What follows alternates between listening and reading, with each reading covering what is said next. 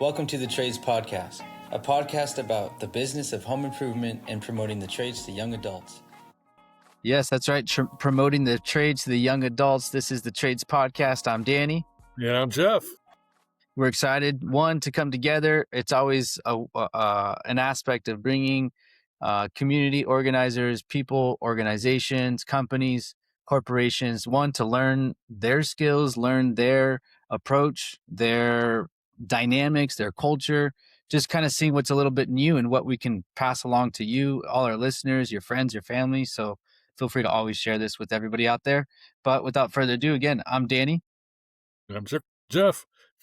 And we have Chris in the house. Awesome. Thank you, guys. Yeah. Chris, we got you over here from BDR Co. Yeah. Welcome in. Thank you.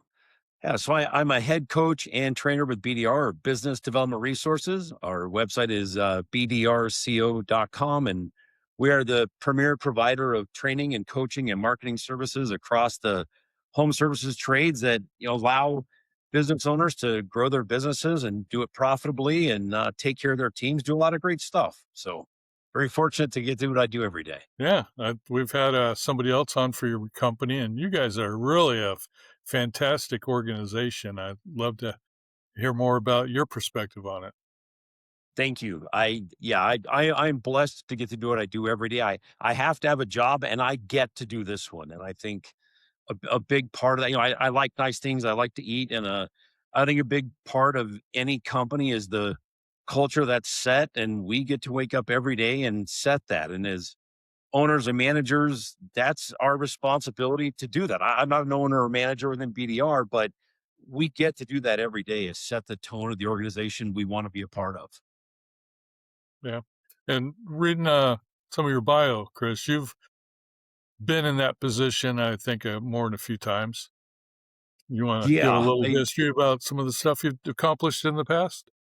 Absolutely. Yeah. Honorably discharged from the United States Marine Corps back in 1990. So I've been in the trades for 36 years and started out like so many of us do, sweeping floors and changing filters. And I'm a really, really good filter changer and coil straightener.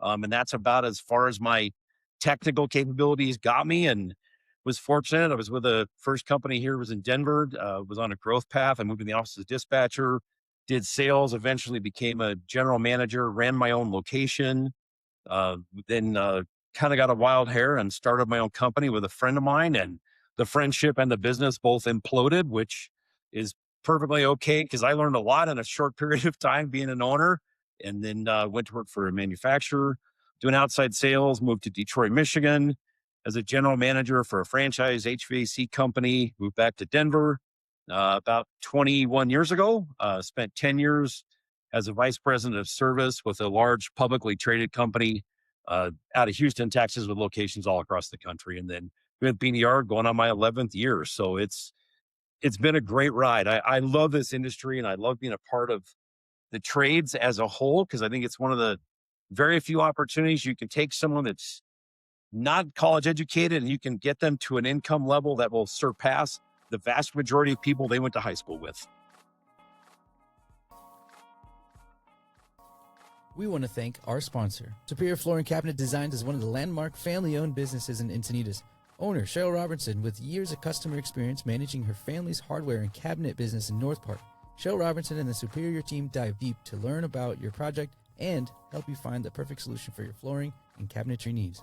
Call today at 760-436-0900 or visit www.superiorfloors.com.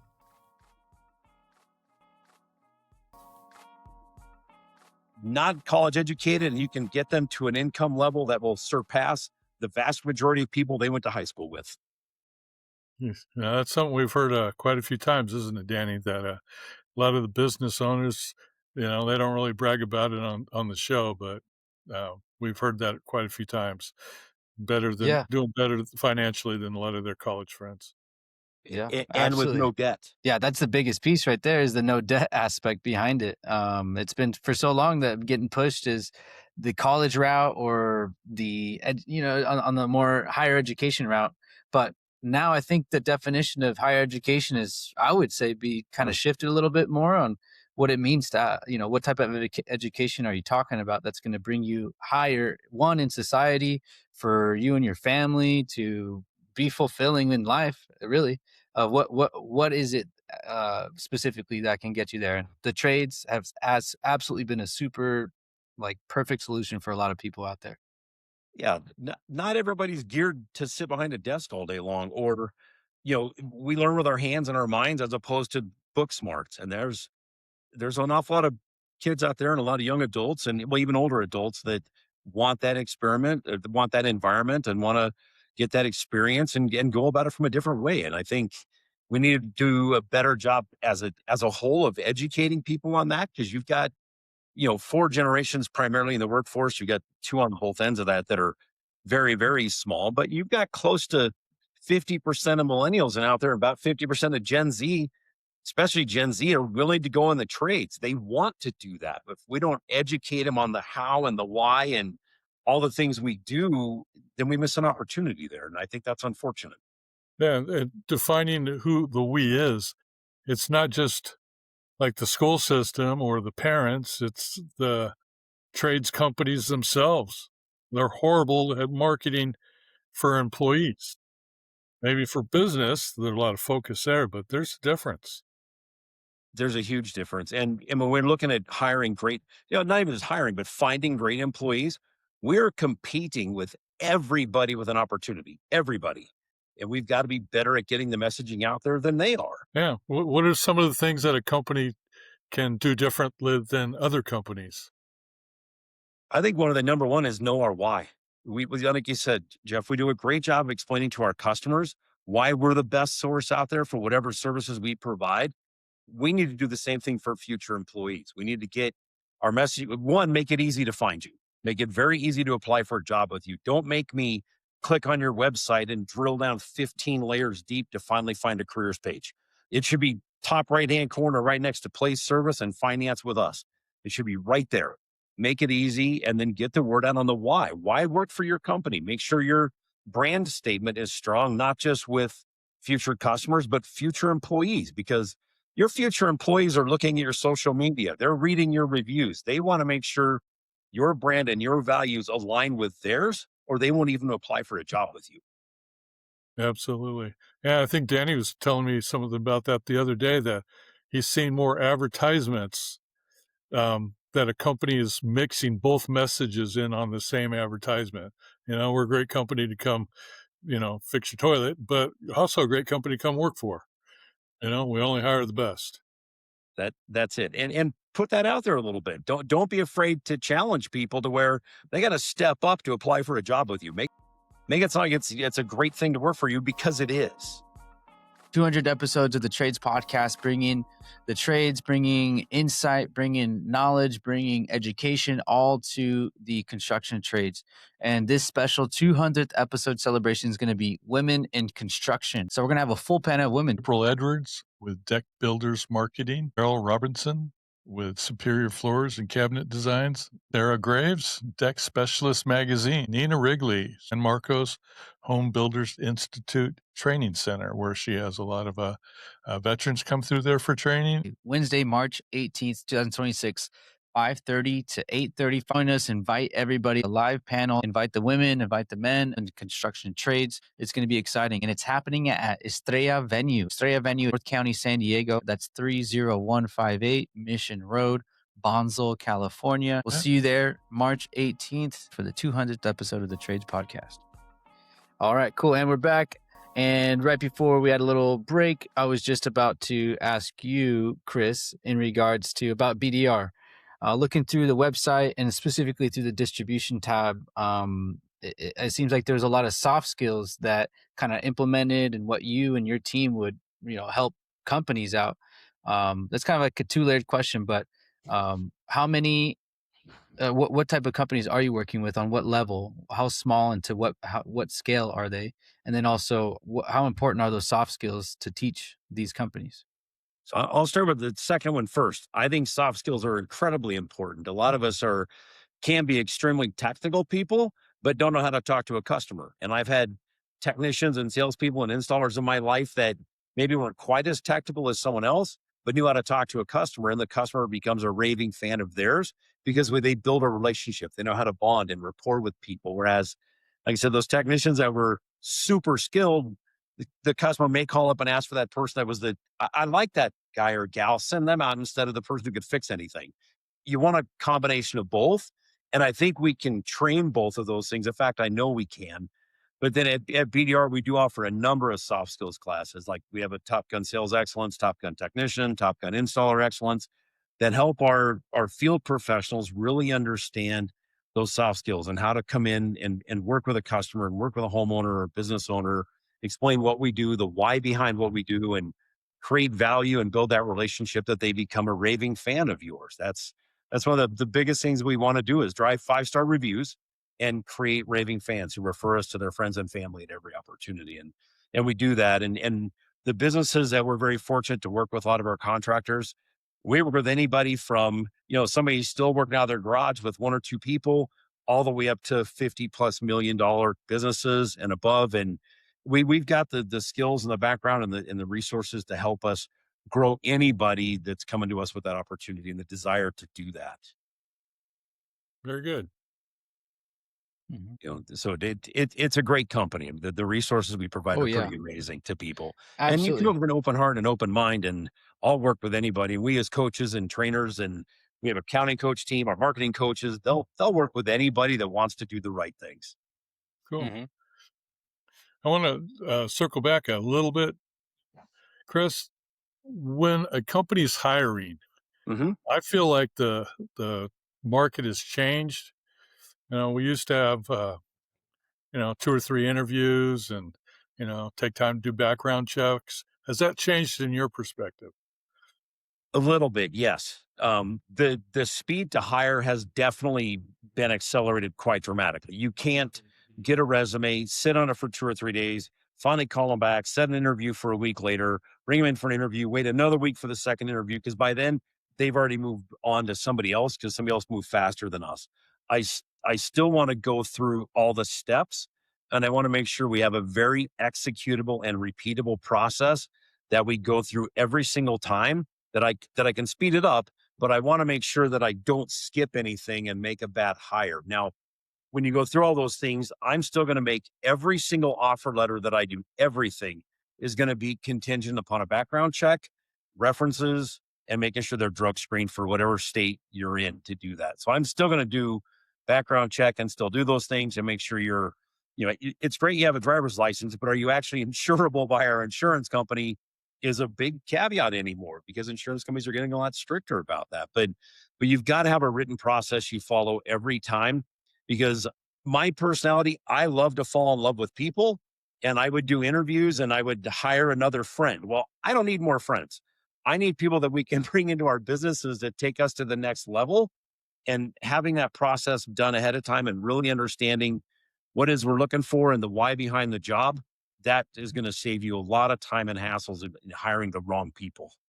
Yeah, absolutely. Very, very, very clear explanation there. The old hire slow and fire fast is it changed. I mean, I hear some people saying, I just hire them. Then I do all that stuff, because if I wait 2 days, they're gone. Yeah. If I wait till the afternoon, some people are saying I get a resume and I do a quick phone call in the morning. I call back in the afternoon, they're already hired.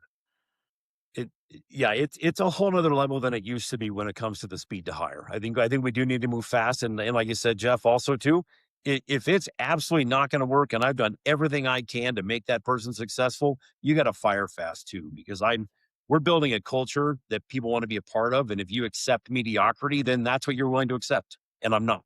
And I think we got to be willing to make a change when it's time to make a change. Yeah. And I think even that process, I've seen some companies talk about how they can't wait a day. If you're going to fire, you need to have accounting on the payroll, check that immediately. You've got an hour. They're sitting there in your office. You got to have it done. Once you made the decision, it's hard not to come back from that. I mean, that's for sure. So, but it is interesting, because like I said, we're competing with everybody out there that's looking for an opportunity. And if we don't do a good job of moving on that, then we're going to lose them to somebody else, potentially even a completely different industry to do it. But that's why I want to make sure that process is ready to go every time, that we're not guessing. We're not trying to figure out what questions to ask. Have all that stuff done in advance. You owe it to yourself to protect your time and the candidate. Is there any automation platforms out there that help you expedite that process? That's a great question. And I apologize. I don't know of any. We're still kind of doing it more the old school way of, making sure I have the questions in writing ahead of time to myself at least, and I may take notes and do those Okay. things. But none that I'm aware of that really jump out that I've had. So Yeah, I haven't seen anything that makes it go super fast. I've heard of companies having their own process, and they, if they're looking for a really special person, they've got different levels of their funnel that make the employee go through that funnel process, so that they yeah. get the right person. But And that, Jeff, I would highly recommend. Like we teach a class called Finding and Keeping Your Ultimate Workforce, and that it builds out that whole process of understanding who you're looking for, what questions to ask based on the job you're trying to fill, not of just generic questions of, what's your favorite color, what animal do you want to be? Those might be great questions, but they're not specific enough for me to understand. Are you going to be a great service tech or a great salesperson or a great dispatcher? I want those 8 or 10 questions directly tailored to the job is what I want to be able to identify with that. And I can move that fast. I am a huge believer in having people take assessment tests. I'm a huge believer in them for us as owners and managers and hiring people. We better know who we are and how we act and think and react. But I want to know that person also, because we have the picture in one of our classes of an iceberg, and it's not what's above the ice. That's who you interview. It's everything below the ice that actually sank the Titanic. And that's who we ultimately hire, is that person. And I want to make sure I really understand what I'm looking at when I do that with somebody. So I'm a huge believer in assessments that I will not skimp on. I think that's critical. And it also does a great job of letting us know, is that person really serious about getting a job with us? Because I want them to spend 2 hours of their life to invest in that, to take that test. And if they're not willing to, are they really the right fit for your company? yeah, well said. That really leads us into what you wanted to talk to us about. When you've got a bunch of good employees, but you want to make sure they stay there a long time. You want to teach them how to move up. That's one of the things BDR specializes in. Yeah, when you have great employees, you've got to figure out a way to retain them. And it starts with our why, who we are, what do we do, why do we exist, and then driving that down to that employee engagement, which drives retention. And employee engagement is kind of in its most basic. It's that emotional attachment that people have to your company because they believe in what you do. They know what they do matters within the company. And ultimately, I'm going to help them achieve their business and personal goals by aligning those with my goals as a company. And tying that together drives retention. And then part of it is that there's a certain part of every company and people that want to grow within an organization, maybe past being a service tech or an installer. Not everybody wants to do that forever. I want to make sure that we create those career paths on how to, literally start out with, the ground floor within any company. How do I build my career within your organization? And I think having that in writing ahead of time and be able to show somebody, look, if you come in as a brand new trainee that can spell HVAC or plumbing or deck or whatever it is we're working on, and showing them, here's how I get you from here all the way up to that level 4, level 5 master installer service tech. It's a great recruiting tool. It also proves to that person that I care about you and I'm going to help you be successful. Now, not everybody's going to get to a level 5. Some people might plateau at a level 3 or a level 4. And as long as the organization has a fit for that person, then you've got a career with us forever to do that. And the vast majority of us, by the way, do need a lot more level 3 and level 4 than we do service managers or install managers, just by the size of the business to do it. But we've got to be able to show people that career path and the steps to get there, and that I've got your back. You'll put forth the effort, I'll help you get there to do it. And that's a big part of that is getting your managers, though, to understand how to do that and how to coach people, even if no one ever did that for them. I don't care what happened to you in the past. What I care about is what do we have to do to drive the future forward is a big part of that. Yeah, absolutely. What goes into doing that? Is it you're just training the managers, or are you training owners, or a little both? Yeah, it's a little both, because if the owners don't buy into it, it's hard for the managers too. And if the managers don't buy into that, then it's never going to happen. So I think everybody needs to be aware of what the goal is and how to get there. And tying back to soft skills, what soft skills do we need to know to be able to get to that next level? And as managers, we need to work on them too. It's not just our employees within the organization that need to get better at how to communicate. We do too. And we can constantly learn and benefit from that. And I think that BDR's got some great classes with that. And we do a good job on our coaching side of helping owners understand how to get that messaging down. And, and I'm very fortunate. I know a lot of our other head coaches get to do this. I work with owners and the management team. I help coach everybody up on how to elevate their team to be successful. And, there's some soft skills to it. There's some hard skills also. We have to learn how to delegate properly. We have to learn how to communicate with our team, and we better figure out how to manage our day better, so that you're not running around all day long just putting out fires. Absolutely. I know I got a bunch more questions on that, but what are some tips just on the simple subject of delegating? Number one, know what you want and know by when. It's not fair to delegate a task to somebody else because you failed to plan. So number one, know what you want and when, and then start building that out. Because if you don't properly train somebody on what you want and clearly explain your expectation, you're setting that person up for failure from the very beginning. Because here's why a lot of people don't delegate. And by the way, we delegate constantly. Every time you get a service call in and your dispatcher gives that to a service tech, you delegated that. Every time sales sells a job and we hand that to an installer, we've delegated that.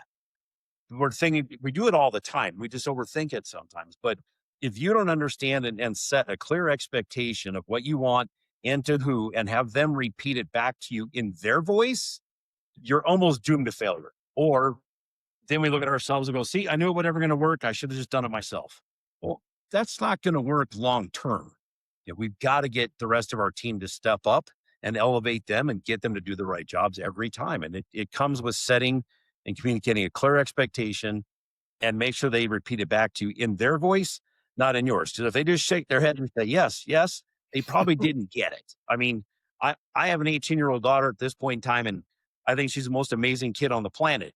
And I could say stuff to her, especially when she was younger. She's like, okay, daddy, I got it. And then go do the exact opposite of what I asked her to. And I know we all have employees that do the same thing. And it's because we didn't do a good job of setting a clear expectation. Is that in line with, I guess I'm just going to call it the McDonald's franchise model? Yeah, they've designed how to lay out every single process within that company to where you can delegate that almost any task to almost anybody. But it's training. It's training, and then making sure we really get it. Is that? Yeah, and in McDonald's case, it's 1,000% repeatable anywhere. Anywhere. Yeah, Paris, Texas, or Paris, France. I mean, It's anywhere. So, yeah, but we have to know what we want first and how to communicate that. And anybody can learn that, by the way. And the reason a lot of times we don't delegate is because, like I said, no one can do it as well as I can, and I don't have time. Well, if you don't take the time to start getting other people up to speed, you're never going to have time. Everything is going to run through you, and we become the bottleneck is what happens to us. So we've got to get other people up to speed so they can do that. And the less micromanaging I do is because I know that person is properly trained to do it. The reason we micromanage is fear. And it's fear that I didn't train you right. Therefore, you're probably going to fail, and I should have stepped in and saved you. Well, in reality, we better be looking in the mirror because it's not that person's fault. It's ours. And is that hard for a new business owner coming in to your training sessions to grapple with?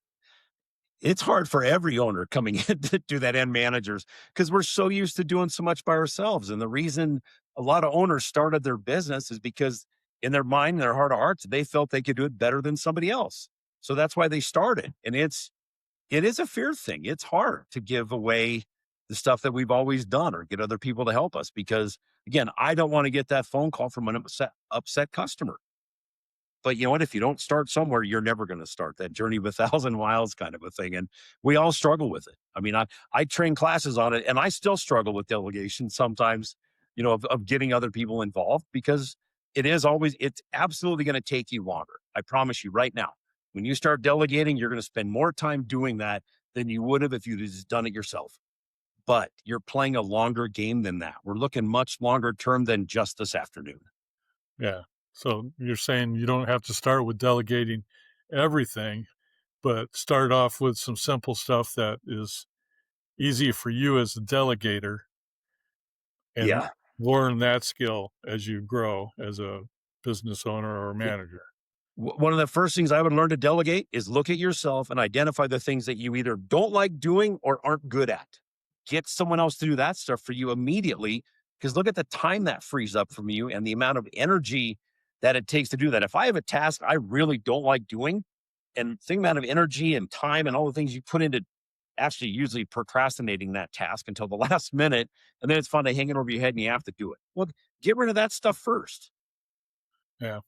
So Danny owns a DJ business, and he's part of a three guys that have a wedding venue. Oh, right. So they should, how would the three partners learn to delegate, maybe not amongst themselves, but to other people, or should they learn to delegate amongst themselves? I think they'll probably have to learn to delegate amongst themselves first in order to build the trust up to pass some of those tasks off. Because if someone's looking at Danny saying, hey, Danny, you're the only one that can do this, well, then the business is limited to its growth based on how much Danny can do. So, and Danny calling you out because you're the one on the podcast with us to do it.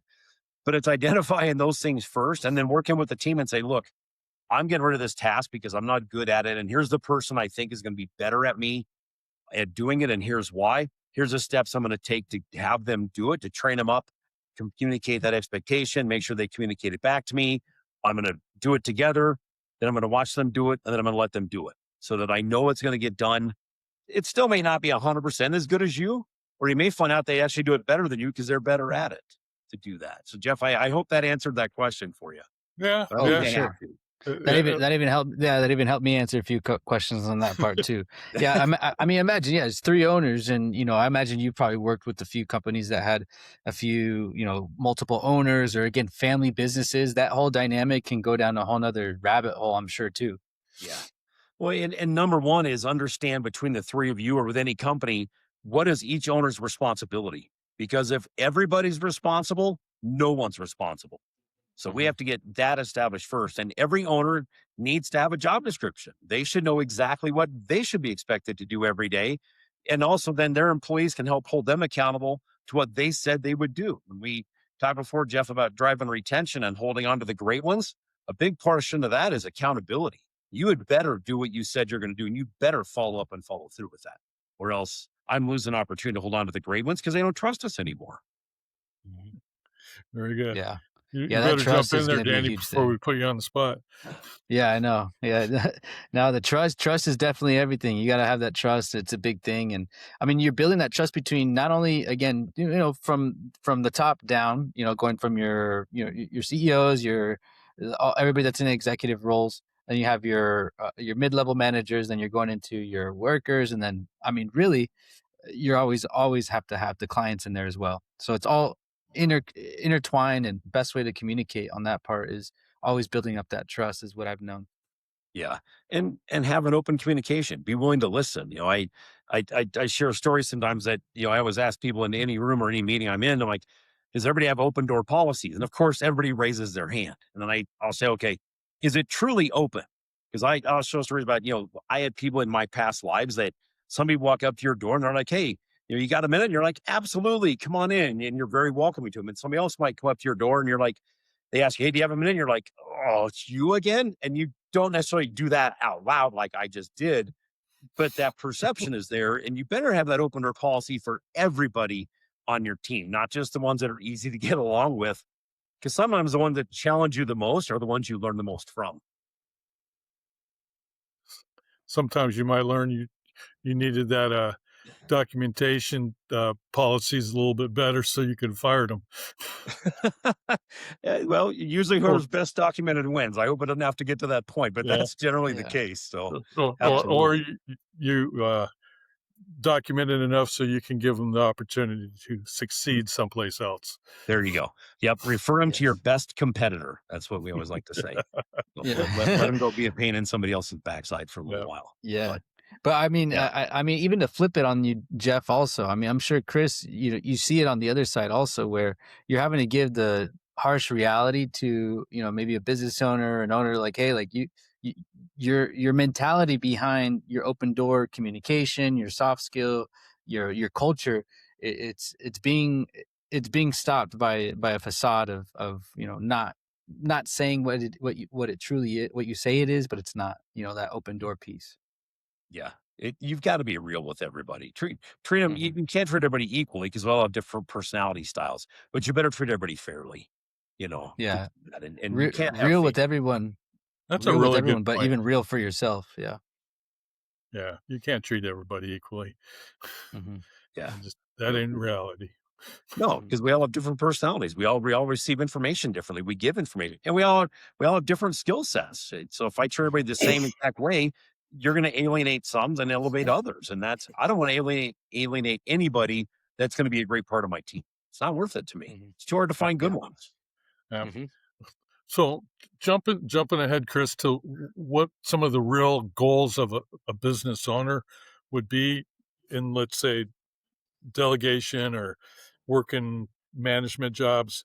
What if somebody comes to your company and says, I want to retire in 3 years, and you guys take a deep dive and look at it, and it's like, we can help you, but it's going to take 5. 3 to 5 year plan is a little more realistic. Do you help line out goals for them within their company? Yeah, absolutely. Yeah, we do an event every year that we encourage everybody to come to. We run it multiple times. It's called Profit Launch. And as a part of that, we're going to build out a 1 year, a 3 year, and a 5 year business plan. Now, the 3 and the 5 are more forecasting, but we're going to build out a very actionable 1 year plan. So we know right down to every single day what goals we need to achieve, revenue wise, call count wise, lead wise, all of that stuff. But we're looking at that 3 to 5 year mark, to identify, okay, what's that company going to look like? Because a company that grows at 15% a year, every year for 5 years, you'll double that business. So that's doubling the revenue side, but what's the entity going to look like when that's done? What kind of personnel do you have to have in place? What does that look like? Because if I'm looking to exit in 5 years, I better have management in place that can run the business at least as well or better than I was doing it, or else the business isn't worth as much. So that's absolutely going to be a game plan we would work towards is, okay, what do you need to do to elevate somebody else on your team to basically replace you is the key to that. And that's regardless of who you want to sell it to or transfer it to. Your management team better be able to step up and run it better than you can when you're out of the picture. And sometimes some owners are a little restrictive about that. And it is easier to run the company when they're out because they're controlling everything, which again ties us back to that delegation part is handing the stuff off to somebody else on your team to do it at least as well, hopefully better than you can do it. So we're always going to look at that longer term plan as what is your exit strategy, because as all of us know, none of us are getting younger, and it's amazing how fast a year goes by. It goes by very fast. Yeah. Especially at the end of the year. Terrifyingly so. And like I said, especially as they get older, they seem to move a little quicker every year to do that. Yeah. So that's it's for most. Is there? How do I put it? At different levels of business, do you find owners have different levels of ability to adapt to that philosophy?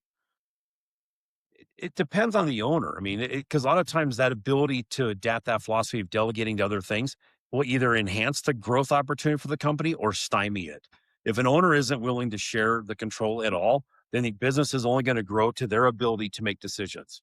And if they're willing to adapt to other people and hire around them better and smarter than them, most of those businesses grow and flourish a lot faster because the control level is being spread out across everybody instead of every decision having to run through me all the time. If it's an owner that absolutely will not do that, then that business usually is going to be stuck at whatever height of business they can grow it to because they're not willing to listen to anybody else or bring anybody else bottleneck. in. They are the bottleneck. Yeah. Yep, that's exactly it, Jeff. The bottleneck, or I use the funnel. The funnel doesn't go away; it just gets wider because you've got more people helping make decisions. Is that? But yeah, if we're not careful about that, we stymie everything to do that. And you're controlling your people, and most of them do want to be able to make decisions on their own and grow. And if you're the bottleneck, then you're going to potentially lose those high performing people because they're going to go somewhere else that allows the opportunity to grow and flourish underneath them. We use the term leverage to prime, being the best you can possibly be. I mean, is what we're looking for with that. Is that a quick 1 hour talk or baby steps over several months? It depends how willing they are to listen. Sometimes it's a 1 hour talk. Sometimes it might be months or even a year or more, depending on that owner's personality. And I was teaching the class one time, and somebody said, you have to watch out for your ego. And I'm like, well, of course. They said, they said, do you know what ego stands for? And I said, I mean, I know what it is. They don't know. Ego stands for edge good out. So if you're not letting other people grow in the organization and your ego is too big, you're edging the good out of your organization. And I love that analogy. And I think that acronym is a huge one. Mm-hmm. Yeah. Yeah. The ego is definitely a huge thing, I think, through a lot of business owners, especially if they're coming from a space where, they think that they can maybe do a little bit better from where they were previously working, and say, well, I know all the answers. Whoever works with me is got to listen to me because I am coming from a better place of experience. And that's usually, again, the case. That's going to hinder their potential for growth and wanting to attract people that want to work and make his business better from what he's already established. Yep. Yeah, we got to be willing to listen on all aspects, to that. So yeah. Well, that's huge. I mean, so we came in wanting to know, or mentioning, like you said, Chris, understanding your why. And then the retention of employees, it's a combination of training, soft skills, the repetition of steps, and then even on the levels of ownership or managers, how do you delegate the delegation of the practices of delegation? Why you're delegating. What else would you want to add on before we finish up here? I think the last step for anybody to learn, and it doesn't matter to me what level of an organization you're in, is time management skills.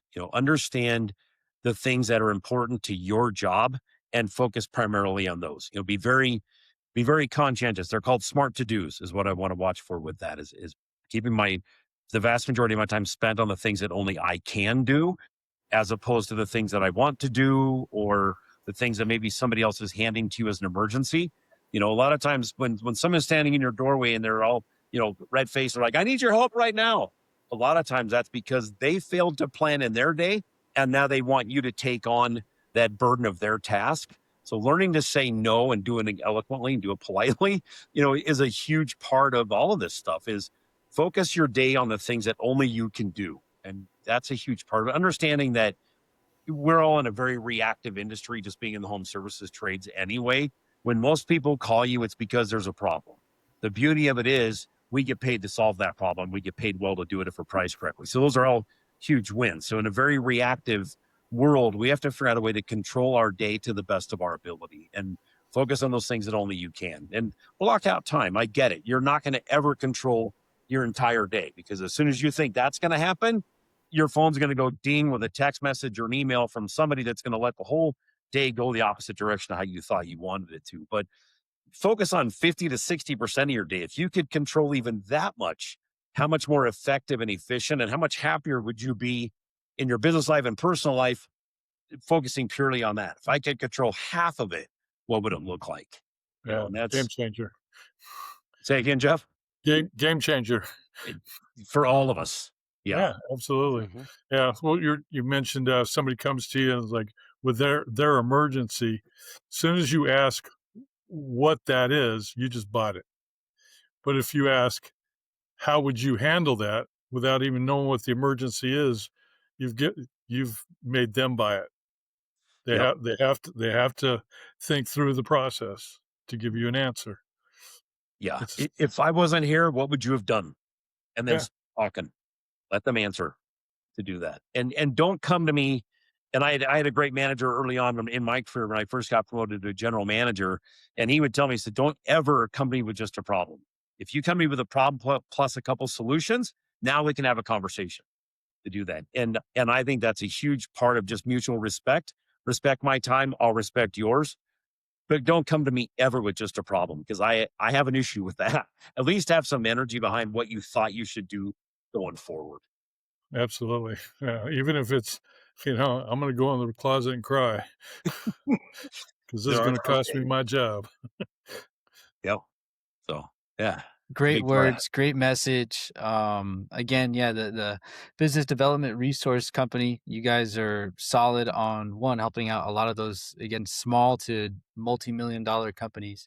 And it shows. I mean, you got some passion, you got some power, Chris, behind it. So I can imagine, just having you inside a room with, people that are motivated, wanting to grow their business, and having you in that room with them absolutely just shells out a bunch of confidence and just just a fresh set of eyes. I can imagine what that does for a lot of people too. So super great to see your input and hear your side of it.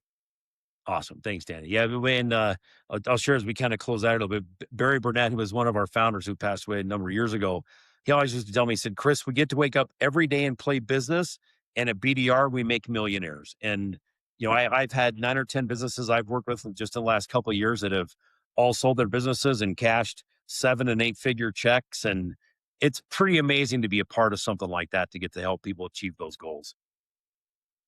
Fantastic. Absolutely. Awesome. Well, we're excited to get this out to everybody. So when you do, and you're hearing this and you're listening to this, please share it out to maybe a friend. If you're in a business or you own your own business and you got partners, you got, some plans, then obviously reach out to Chris. So Chris, where do we reach out to you? Best place to find us would be www.bdrco.com. And you can read, there's all of our bios on there for all of our coaches, but our training information is on there, our coaching information. There's a lot of fantastic information on there to find us. So awesome. We'll get it out to everybody. Thank you so much. And this is the Trades Podcast. We'll see you next time. Thank you.